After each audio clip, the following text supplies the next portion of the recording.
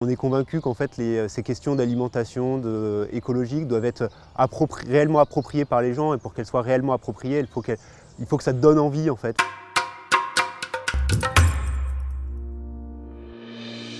C'est mieux de vivre de manière écologique, respectueuse de son environnement. On pense que par ce prisme de la convivialité, on va réussir à fédérer et à emmener les gens vers une alimentation plus vertueuse.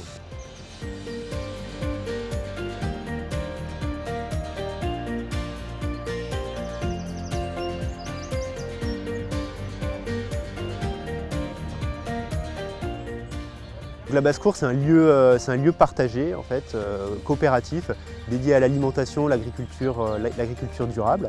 Et c'est un lieu donc on trouvera de la restauration, un bar, un laboratoire de transfo collaboratif, des espaces de travail partagés avec d'autres associations qui œuvrent dans le domaine de l'agriculture, l'environnement, l'éducation à l'environnement. C'est tout un projet aussi, et tout un projet de territoire, c'est-à-dire que depuis 3 ans, on mène des actions en lien avec les habitants, les structures sociales, les écoles, les directions de quartier pour sensibiliser et impliquer les habitants dans cette démarche de transition alimentaire et agricole.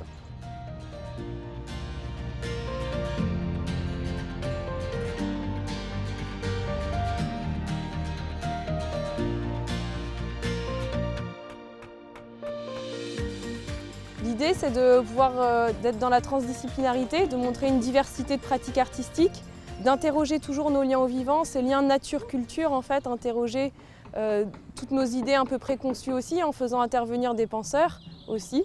Et puis de mettre en avant les pratiques culturelles des personnes à travers ce qu'on appelle les droits culturels.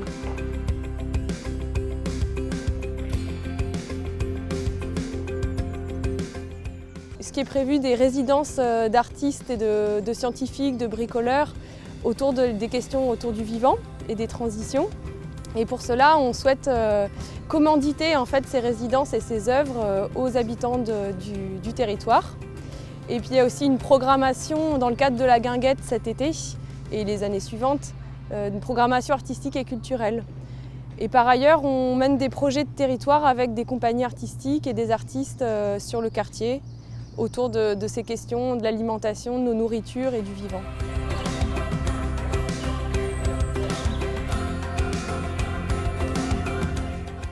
On est sur la rénovation en fait, d'un ancien hangar à foin et d'un ancien poulailler qu'on reconvertit en cuisine de restaurant et bar-buvette.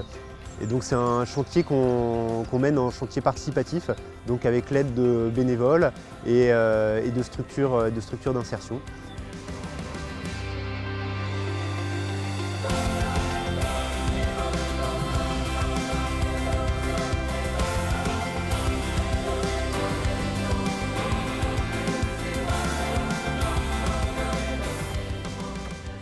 L'idée du site, c'est de l'aménager tout en respectant vraiment l'identité du lieu.